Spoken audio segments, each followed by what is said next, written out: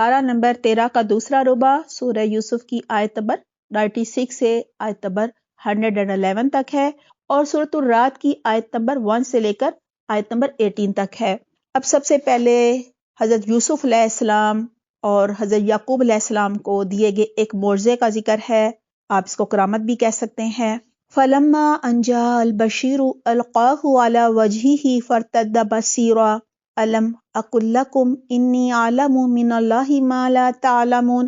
پھر جب خوشخبری لانے والا آیا، کہا جاتا ہے یہ یہودا تھا، سب سے بڑا بیٹا حضرت یعقوب علیہ السلام کا، تو اس نے یوسف علیہ السلام کا قمیص یعقوب علیہ السلام کے منہ پر ڈال دیا اور یکا یک اس کی بینائی واپس آ گئی۔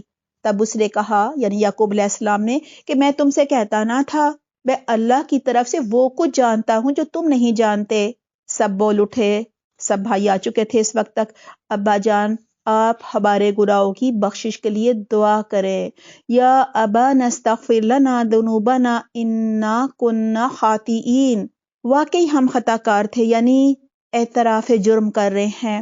یعقوب علیہ السلام نے کہا، میں اپنے رب سے تمہارے لیے معافی کی درخواست کروں گا، وہ بڑا معاف کرنے والا اور رحم فرمانے والا ہے۔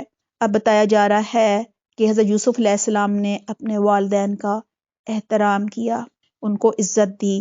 دیکھیں حضرت حسن بصری رحمہ اللہ فرماتے ہیں کہ جو ادب نہیں کرتا وہ جاہل ہے، اور جو صبر نہیں کرتا وہ بے دین ہے، اور جو تقوی اختیار نہیں کرتا یعنی اللہ سے نہیں ڈرتا وہ قرب الہی سے محروم ہے۔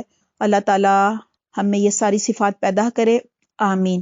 کہا جا رہا ہے پھر جب یہ لوگ یوسف علیہ السلام کے پاس پہنچے، یعنی کنعان سے مصر، تو اس نے اپنے والدین کو اپنے ساتھ بٹھا لیا اور اپنے سارے کنبے یعنی خاندان والوں سے کہا، چلو اب شہر میں چلو، اللہ نے چاہا تو امن و چین سے رہو گے۔ کہا جاتا ہے حضرت یوسف علیہ السلام خود استقبال کے لیے گئے۔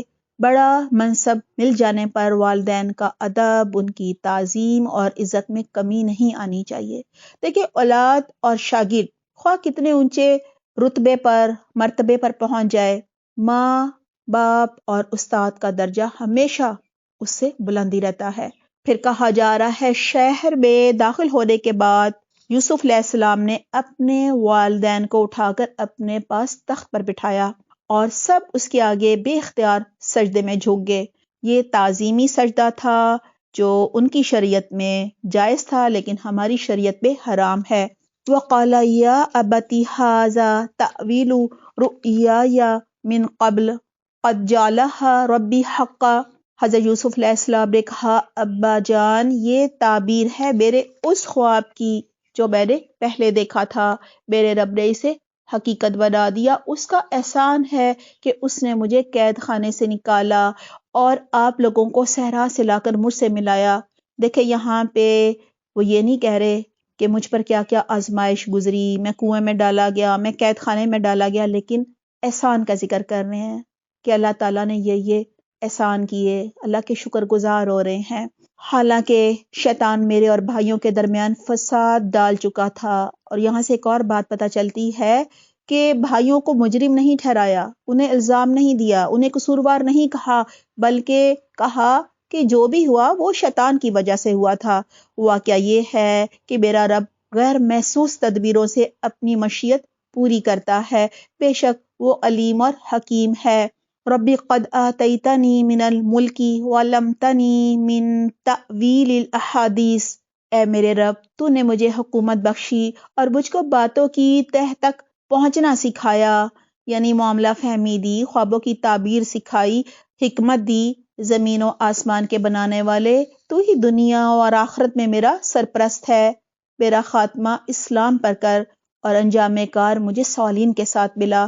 ہمیں بھی دعا کرنی چاہیے کہ اللہ تعالی ہمارا خاتمہ بالایمان کرے، کیونکہ موت کے قریب شیطان کا حملہ بہت زیادہ ہو جاتا ہے، اور نیک لوگوں کا دنیا میں ساتھ نصیب فرمائے، کیونکہ جن کے ساتھ ہمارا یہاں پہ ملنا جلنا اٹھنا بیٹھنا ہوگا، جن کی مجلس میں ہم زیادہ وقت گزارتے ہوں گے، انہی کی مجلس ہمیں آخرت میں بھی ملے گی۔ ذالک من انباء الغیب نوحیہ الیک۔ اے محمد صلی اللہ علیہ وسلم، اب ان سے خطاب ہے، اللہ سبحانہ تعالیٰ کہہ رہے ہیں یہ قصہ غیب کی خبروں میں سے ہے، ہم تم پر وحی کر رہے ہیں۔ ورنہ تم اس وقت موجود تو نہ تھے، یعنی آپ کو غیب کا علم تو نہیں ہے۔ یہ تو ہم بتا رہے ہیں جب یوسف کے بھائیوں نے آپس میں اتفاق کر کے سازش کی تھی، یعنی چال چلی تھی کہ کس طرح سے یوسف کو ٹھکانے لگایا جائے، مگر تم خواہ کتنا ہی چاہو ان میں سے اکثر لوگ مان کر دینے والے نہیں ہیں۔ آپ صلی اللہ علیہ وسلم کی ذمہ داری بھی آگے بتائی جا رہی ہے، حالانکہ تم اس خدمت پر، یعنی یہ جو تبلیغ کر رہے ہو، میرا پیغام لوگوں تک پہنچا رہے ہو، ان سے کوئی اجرت بھی نہیں مانگتے ہو، یہ تو ایک نصیحت ہے جو دنیا والوں کے لیے عام ہے۔ یہاں ہمیں بھی بتایا جا رہا ہے کہ ایک مبلغ دین کا دل تنگ نہیں ہونا چاہیے اگر لوگ ایمان نہیں لا رہے، کیونکہ مبلغ دین کا کام صرف اللہ کا پیغام لوگوں تک پہنچانا ہے، اور اکثریت ہمیشہ ایمان نہیں لاتی، اور ہدایت دینا اللہ کا کام ہے، کیونکہ وہ دلوں کو جانتا ہے، جن کے اندر طلب ہوتی ہے ان کے لیے راستے کھول دیتا ہے، اور جو گمراہی میں پڑھنا چاہتے ہیں، گمراہی کا راستہ اختیار کرنا چاہتے ہیں، ان کے لیے پھر وہی راستہ آسان کر دیا جاتا ہے جس کے لیے وہ کوشش کر رہے ہوتے ہیں۔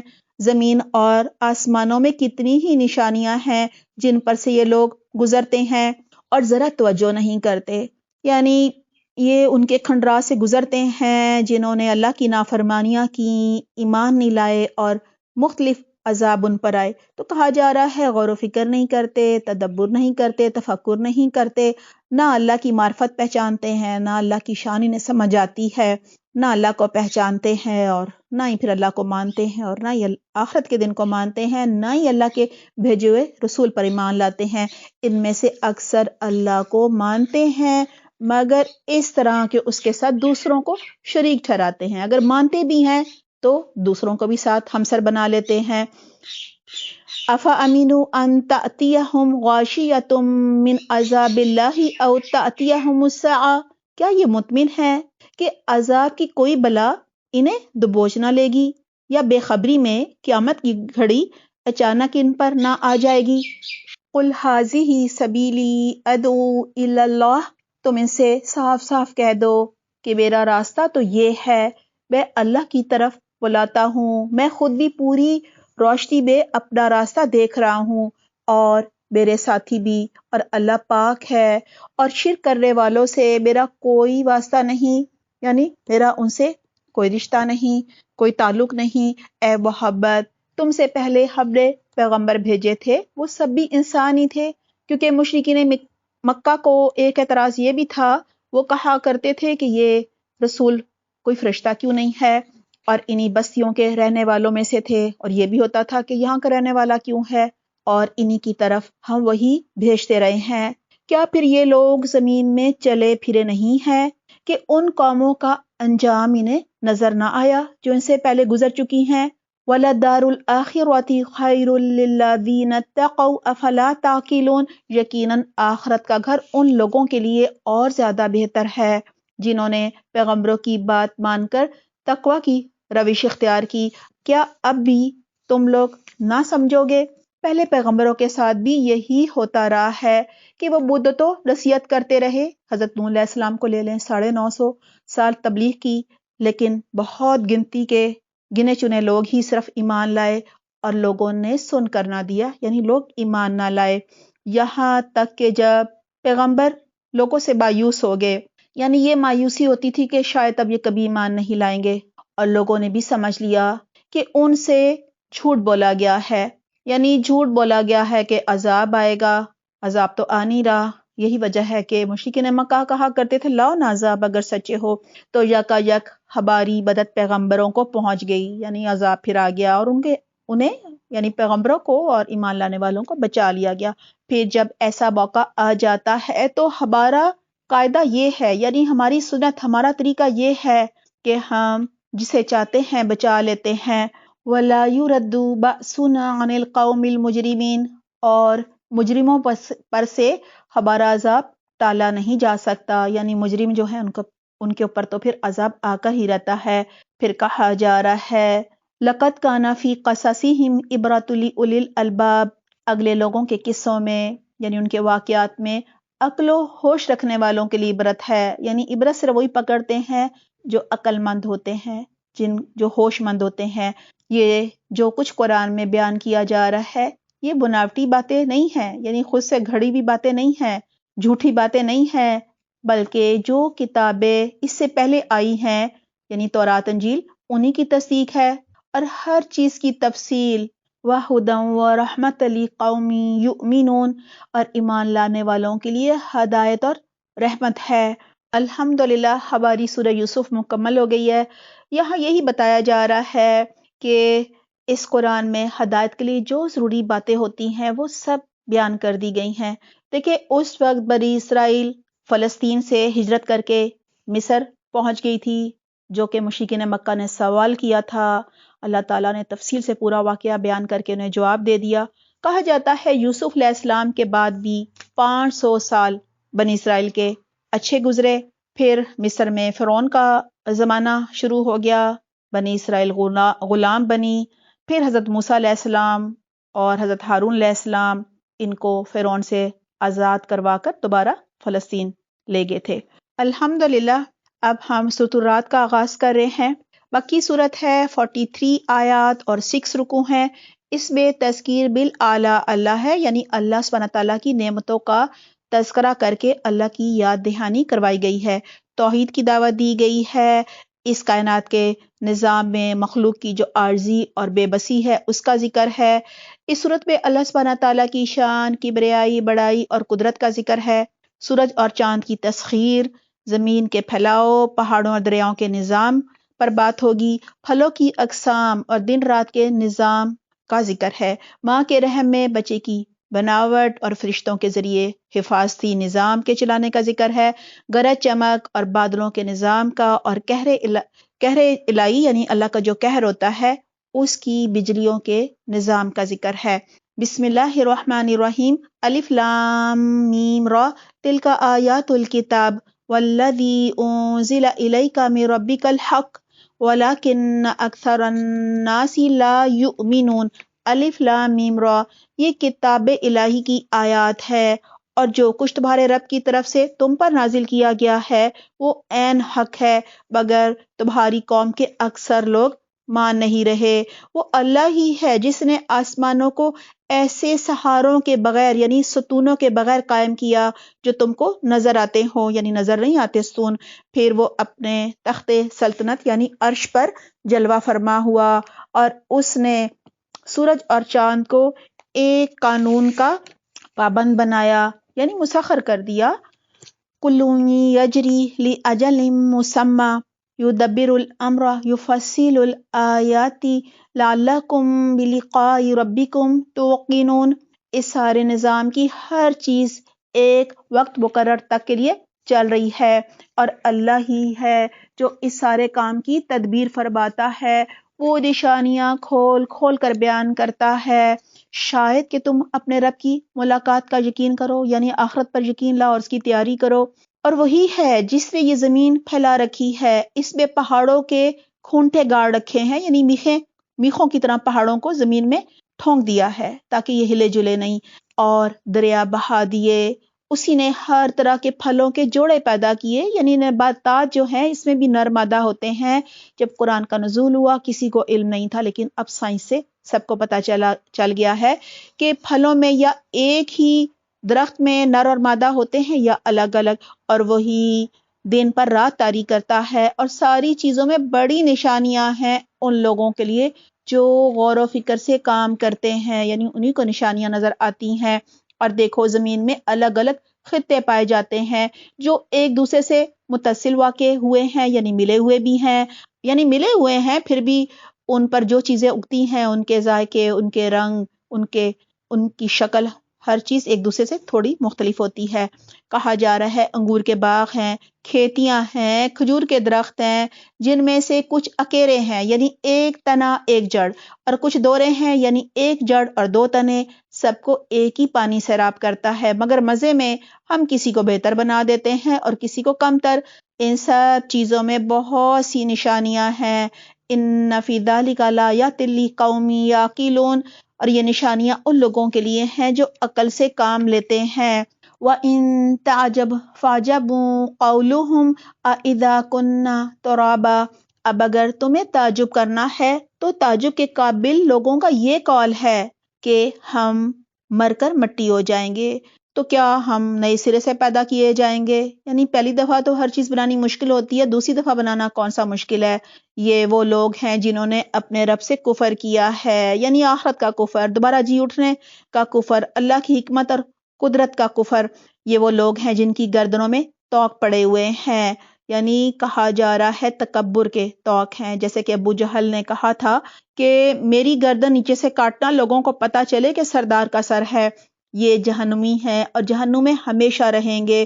یہ لوگ بھلائی سے پہلے برائی کے لیے جلدی مچا رہے ہیں، یعنی عذاب مانگ رہے ہیں، حالانکہ ان سے پہلے جو لوگ اس روش پر چلے ان پر اللہ کے عذاب کی عبرتناک مثالیں گزر چکی ہیں۔ حقیقت یہ ہے کہ تیرا رب لوگوں کی زیادتیوں کے باوجود ان کے ساتھ چشم پوشی سے کام لیتا ہے، اور یہ بھی حقیقت ہے کہ تیرا رب سخت سزا دینے والا ہے، یعنی یہ اللہ کی شان غفاری ہے، اللہ کی نرمی ہے کہ ان کے ظلم کے باوجود ان پر پہلی قوموں جیسا عذاب نہیں لا رہا۔ یہ لوگ جنہوں نے تمہاری بات ماننے سے انکار کر دیا ہے کہتے ہیں کہ اس شخص پر یعنی محمد صلی اللہ علیہ وسلم پر اس کے رب کی طرف سے کوئی نشانی کیوں نہیں اتری، یعنی کوئی حسی معجزہ کیوں نہیں لائے؟ تم تو محض خبردار کر دینے والے ہو اور ہر قوم کے لیے ایک رہنما ہے۔ اللہ ایک ایک حاملہ کے پیٹ سے واقف ہے، جو کچھ اس میں بنتا ہے اسے بھی جانتا ہے، اور جو کچھ اس میں کمی بیشی ہوتی ہے اس سے بھی باخبر ہے۔ یعنی اللہ سبحانہ تعالیٰ فرما رہے ہیں بچہ جب بننا شروع ہوتا ہے، رحم بڑھتا ہے، پھر وضع حمل ہو جاتا ہے، پھر سکڑ جاتا ہے، سب چیزوں سے اللہ باخبر ہے۔ ہر چیز کے لیے اس کے ہاں ایک مقدار مقرر ہے۔ عالم الغیب والشہادۃ الکبیر المتعال، وہ پوشیدہ اور ظاہر ہر چیز کا عالم ہے، وہ بزرگ ہے اور ہر حال میں بالاتر رہنے والا ہے۔ تم میں سے کوئی شخص خواہ زور سے بات کرے یا آہستہ، اور کوئی رات کی تاریکی میں چھپا ہوا ہو یا دن کی روشنی میں چل رہا ہو، اس کے لیے سب یکساں ہے۔ ہر شخص کے آگے اور پیچھے اس کے مقرر کیے ہوئے نگران لگے ہیں، یعنی کرامن کاتبین، حفاظت بھی کرتے ہیں اور ہمارے اعمال بھی لکھتے ہیں، جو اللہ کے حکم سے اس کی دیکھ بھال کر رہے ہیں۔ حقیقت یہ ہے کہ اللہ کسی قوم کے حال کو نہیں بدلتا جب تک کہ وہ خود اپنے اوصاف کو نہیں بدل دیتی، یعنی اپنے دلوں کو نہیں بدلتی، یعنی خدا نے آج تک اس قوم کی حالت نہیں بدلی، نہ ہو جس کو خیال آپ اپنی حالت بدلنے کا۔ اور جب اللہ کسی قوم کی شامت لانے کا فیصلہ کر لے، یعنی عذاب لانا چاہے، تو پھر وہ کسی کے ٹالے نہیں ٹل سکتی، یعنی وہ جو بھی شامت ہے، نہ اللہ کے مقابلے میں ایسی قوم کا کوئی حامی و مددگار ہو سکتا ہے۔ وہی ہے جو تمہارے سامنے بجلیاں چمکاتا ہے، جنہیں دیکھ کر تمہیں اندیشے بھی لاحق ہوتے ہیں کہ کہیں بجلی گر نہ جائے، اور امیدیں بھی بنتی ہیں کہ بارش ہوگی۔ وہی ہے جو پانی سے لدے ہوئے بادل اٹھاتا ہے، بادلوں کی گرج اس کی حمد کے ساتھ اس کی پاکی بیان کرتی ہے، اور فرشتے اس کی ہیبت سے لرزتے ہوئے اس کی تسبیح کرتے ہیں۔ وہ کڑکتی ہوئی بجلیوں کو بھیجتا ہے اور بسا اوقات انہیں جس پر چاہتا ہے عین اس حالت میں گرا دیتا ہے جبکہ لوگ اللہ کے بارے میں جھگڑ رہے ہوتے ہیں۔ فی الواقع اس کی چال بڑی زبردست ہے۔ لہو دعوت الحق، اسی کا پکارنا برحق ہے۔ رہیں وہ دوسری ہستیاں جنہیں اس کو چھوڑ کر یہ لوگ پکارتے ہیں، یعنی جو شرک کرتے ہیں، وہ ان کی دعاؤں کا کوئی جواب نہیں دے سکتی، یعنی وہ تو بے جان ہے۔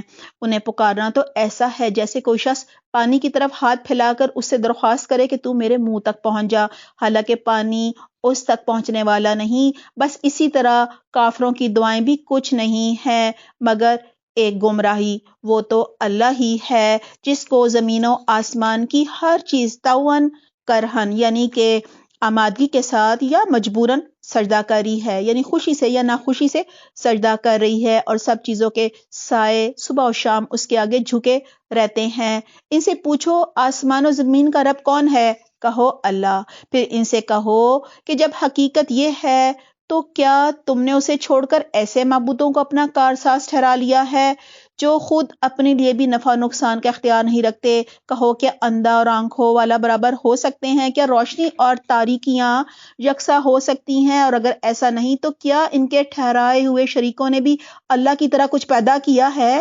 کیا اس کی وجہ سے ان پر تخلیق کا معاملہ مشتبہ ہو گیا ہے کہ جی کس نے کیا پیدا کیا؟ کہو ہر چیز کا خالق صرف اللہ ہے اور وہ یکتا ہے، سب پر غالب ہے. اب حق اور باطل کی دو مثالوں سے وضاحت کی جا رہی ہے. اللہ نے آسمان سے پانی برسایا اور ہر ندی نالا اپنے ظرف کے مطابق اسے لے کر چل نکلا. پھر جب سیلاب اٹھا تو سطح پر جھاگ بھی آگے، اور ایسے ہی جھاگ ان دیہاتوں پر بھی اٹھتے ہیں جنہیں زیور اور برتن وغیرہ بنانے کے لیے لوگ پگھلایا کرتے ہیں. انہی مثالوں سے اللہ حق اور باطل کے معاملے کو واضح کر دیتا ہے. جو جھاگ ہے وہ اڑ جاتا ہے، اور جو چیز انسانوں کے لیے نفع مند ہوتی ہے وہ زمین میں ٹھہر جاتی ہے. اسی طرح اللہ مثالوں سے اپنی بات سمجھاتا ہے. جن لوگوں نے اپنے رب کی دعوت قبول کر لی ان کے لیے بھلائی ہے، اور جنہوں نے اسے قبول نہ کیا، اور اگر زمین کی ساری دولت کے بھی مالک ہوں اور اتنی ہی اور فراہم کر لیں تو اللہ کی پکڑ سے بچنے کے لیے یہ سب فدیہ میں دے ڈالیں تو مطلب دے ڈالنے کے لیے بھی تیار ہو جائیں گے. یعنی ملے گا تو ہوں گے نا، ملے گا ہی نہیں. یہ وہ لوگ ہیں جن سے پوری طرح حساب لیا جائے گا، اور ان کا ٹھکانہ جہنم ہے جو بہت ہی برا ٹھکانہ ہے. یعنی اس دن تو کچھ قبول ہی نہیں ہوگا نا. یعنی اس دن صرف وہی اعمال قبول ہوں گے جو ایمان کی حالت میں کیے گئے ہوں گے اور قرآن و سنت کے مطابق کیے ہوں گے، یعنی مسنون طریقے سے کیے گئے ہوں گے. اللہ تعالیٰ ہمیں بہترین توفیق عطا فرمائے، آمین. پارہ نمبر 13 کا دوسرا ربع سورہ یوسف کی آیت نمبر 96 سے آیت نمبر 111 تک ہے، اور سورہ رعد کی آیت نمبر 1 سے لے کر 18 تک ہے. آئیے دیکھتے ہیں ہم نے اپنے عمل کے لیے کیا سیکھا. آیت نمبر 96.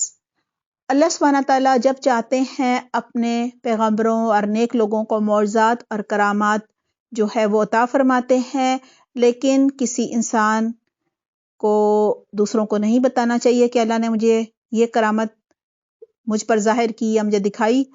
اس کی اجازت نہیں ہے، وہ اس کا ذاتی عمل ہے، اور اس کی کرامت کے مطابق دوسرے اس پر عمل کریں، یہ بھی بالکل صحیح طریقہ نہیں ہے. لہٰذا حضرت یوسف علیہ السلام کی قمیض حضرت یعقوب علیہ السلام کے چہرے پر ڈالی گئی تو ان کی بینائی واپس آ گئی. دونوں پیغمبر تھے، یہ ان کی کرامت یا معجزہ تھا. آیت نمبر 97 اور 98.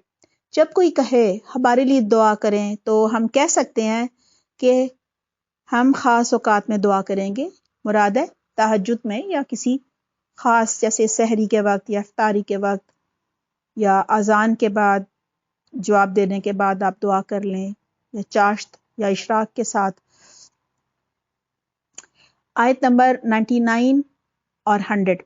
ہمیں والدین کی زندگی میں ان کی خدمت کرنی چاہیے، ان کی عزت و احترام کرنا چاہیے، ان کا ادب کرنا چاہیے، ان کی ہر ضرورت کا خیال رکھنا چاہیے، اور ان کے مرنے کے بعد ان کے لیے استغفار کرنا چاہیے، مغفرت کی دعا پڑھنی چاہیے، صدقہ و خیرات ان کی طرف سے کرنا چاہیے. اگر ان کا حج نہیں ہوا تو وہ کیا جا سکتا ہے، ان کی طرف سے عمرہ کیا جا سکتا ہے.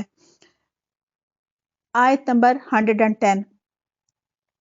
ہمیں بطور داعی دین اس بات سے مایوس نہیں ہونا چاہیے کہ لوگ ہدایت کیوں نہیں پا رہے یا ہدایت کی طرف کیوں نہیں آ رہے، کیونکہ ہمارا کام اللہ کا پیغام ان تک پہنچانا ہے. ہدایت دینا صرف اللہ کا کام ہے. یعنی کوئی ہماری دعوت دین سن رہا ہے لیکن اس کے عمل میں تبدیلی نہیں آ رہی، تو وہ ایک وقت آئے گا اس پر انشاءاللہ آ جائے گی. ہمیں اچھی امید رکھنی چاہیے. آیت نمبر 111.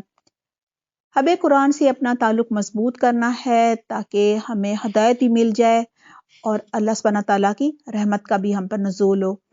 سورۃ الرعد آیت نمبر 1. ہمیں قرآن کے ہر حکم کو یقین کے ساتھ لینا چاہیے کہ یہ برحق ہے، اللہ کی طرف سے ہے، اور محمد صلی اللہ علیہ وسلم پر یہ قرآن جو ہے نازل ہوا ہے اور ہماری ہدایت کے لیے ہے. آیت نمبر 2 سے لے کر 5 تک. ان آیات میں اللہ سبحانہ تعالیٰ کی نعمتوں کا ذکر ہے اور ہمیں کہا گیا ہے کہ یہ سب اللہ کی قدرت کی نشانیاں ہیں.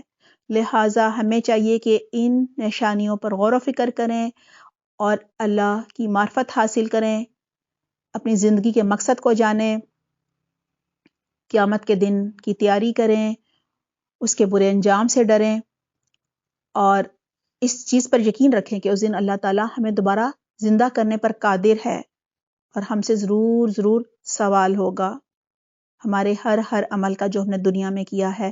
آیت نمبر 6، اللہ سبحانہ تعالیٰ سے ہمیشہ خیر اور بھلائی مانگنی چاہیے، یعنی بد دعائیں یا عذاب یہ سب نہیں مانگنا چاہیے۔ آیت نمبر 8 سے لے کر 10 تک، اللہ سبحانہ تعالیٰ عالم الغیب ہے، ہمارے ظاہر و پوشیدہ سب کو جانتا ہے، ہماری حرکات، سکنات اور ہماری سرگوشیوں کو بھی سنتا ہے۔ رات کی تاریکی میں بھی ہم چھپ کر کچھ کریں تو اللہ کو علم ہوتا ہے، لہٰذا ہمیں ہر کام یہ سوچ کر کرنا چاہیے کہ میرا رب مجھے دیکھ رہا ہے۔ آیت نمبر 11، کرامن کاتبین ہمارے نگران بھی ہیں اور محافظ بھی ہیں، وہ ہمارے سارے اعمال محفوظ کر رہے ہیں، ریکارڈ ہمارا جو ہے وہ بن رہا ہے ہر عمل کا۔ جب تک ہم خود نہ اپنی اصلاح کی فکر کریں، یعنی اپنا دل نہ بدلیں، اپنے اندر کو نہ بدلیں، اپنا تزکیہ نفس نہ کرنا چاہیں، کوئی ہمیں نہیں بدل سکتا، یعنی ہمارے اندر سے آواز اٹھنی چاہیے۔ آیت نمبر 12 سے لے کر 16 تک، کائنات کی ہر چیز اللہ سبحانہ تعالیٰ کی حمد کر رہی ہے اور ہر چیز ایک مقصد کے ساتھ پیدا ہوئی ہے، اور بادل کی گرج جو ہے وہ دراصل اللہ کی حمد ہوتی ہے، اللہ کی تعریف ہوتی ہے، اللہ کی تسبیح ہوتی ہے، اور کائنات کی ہر چیز چاہے خوشی سے کرے یا ناخوشی سے اللہ کو سجدہ کر رہی ہوتی ہے، اللہ کی اطاعت کر رہی ہوتی ہے، لہٰذا ہمیں بھی ان سے سبق لینا چاہیے، اللہ سبحانہ تعالیٰ کی حمد کرنی چاہیے، تسبیح کرنی چاہیے، اطاعت کرنی چاہیے، بندگی کرنی چاہیے، صرف ایک اللہ کو ماننا چاہیے، ہر طرح کے شرک سے بچنا چاہیے، نفع نقصان کا مالک صرف اللہ کو سمجھنا چاہیے، نہ کہ غیر اللہ کو، اور اس چیز پر بھی یقین رکھنا چاہیے کہ اللہ خالق، مالک، رازق اور غالب ہے، اور غیر اللہ جو ہیں وہ تو کچھ بھی پیدا نہیں کر سکتے۔ آیت نمبر 17، اللہ سبحانہ تعالیٰ ہمیشہ حق کو حق اور باطل کو باطل ثابت کر کے رہتے ہیں، لہٰذا ہمیں حق کا ساتھ دینا ہے، اور اللہ سبحانہ تعالیٰ حق و باطل کو آپس میں ٹکراتے بھی ہیں۔ اس آیت میں مثال بھی دی گئی ہے کہ وہی الہی جو ہے وہ بارش کی مانند ہوتی ہے۔ فطرت سلیم لوگ جو ہوتے ہیں ان کے دلوں پر، فطرت سلیم لوگوں کے دلوں پر وہی جو ہے وہ اثر کرتی ہے اور ان کے اندر اور باہر کو بدل دیتی ہے نا۔ بالکل اسی طرح بارش کا پانی جب ندی نالوں سے گزرتا ہے تو ندی نالے بھی فطرت سلیم کی طرح کے انسانوں کی طرح ہوتے ہیں، مثال میں اگر ان کو تصور کر لیا جائے تو یہ ندی نالے بھی اپنے اپنے ظرف کے مطابق باران رحمت سے بھرپور ہو کر رواں دواں ہو جاتے ہیں، پانی بہتا ہے۔ اس پانی پر جھاگ جو ہے وہ گند ہوتا ہے، وہ جلد غائب ہو جاتا ہے، وہ مٹنے کے لیے ہوتا ہے، وہ باطل ہوتا ہے، اور اس جھاگ کی مثال دین مخالف اور منکرین حق کی طرح ہوتی ہے۔ پانی جو صاف ہوتا ہے، نفع مند ہوتا ہے، وہ نیچے رہ جاتا ہے، بالکل اسی طرح جو لوگ حق پر ہوتے ہیں وہ دوسروں کے لیے نفع مند ہوتے ہیں، اور جو لوگ باطل پر ہوتے ہیں وہ مٹ جاتے ہیں، وہ جھاگ کی طرح غائب ہو جاتے ہیں، فنا ہو جاتے ہیں۔ ہمیشہ حق پرستوں کو اللہ تعالیٰ استقامت عطا فرماتے ہیں اور باطل پرستوں کو ہلاک کر دیا جاتا ہے۔ آیت نمبر 18، قیامت کے دن مال و دولت، اولاد، کوئی بزرگ، پیر، مرشد کام نہیں آئے گا، لہٰذا ہمیں آج ایمان لا کر اخلاص کے ساتھ مسنون اعمال یعنی قرآن و سنت کے مطابق اعمال کرنے ہیں، صرف یہی اس دن کام آئیں گے۔ اللہ تعالیٰ ہمیں بہترین توفیق عطا فرمائے، آمین۔